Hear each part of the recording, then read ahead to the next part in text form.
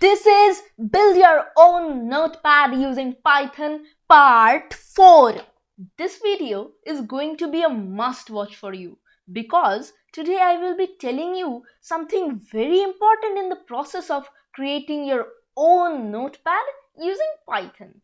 Actually, today we are going to create a method to show the errors. So let's get started.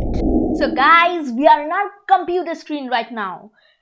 And this is all the code we have written in our previous video. If you haven't watched that video yet, the video link is on the I button right now. Watch that video fast. So to create a method which will show your errors, just we need to define at first dialog critical. So just write define dialog critical, after that parenthesis, and then give a colons and then enter.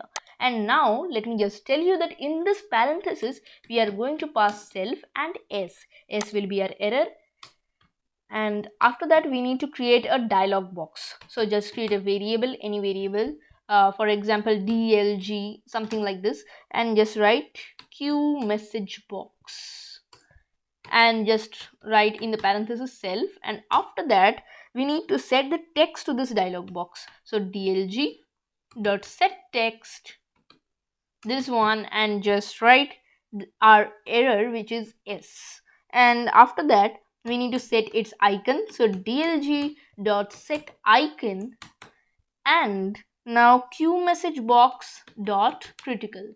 Now what do I mean by this q message box critical?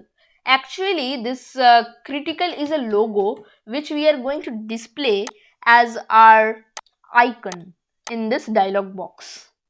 Okay, now at last you need to just show this message box or dialog box. So that's all our code to create a method to show errors. We will be calling this dialog critical method every time when we will be working with try and except loops. At that time in the except loop we will call this method to show our error. Now just imagine that you want to open a text file in our Q notepad. Then that's a problem, right? Because you don't have any option to open a file in Q notepad. So in our next video, we are going to add this functionality to our Q notepad. Now to see the next part, I mean the fifth part of this series, click on the video on the left, and the video on the right is best for automating Google Meet using Python.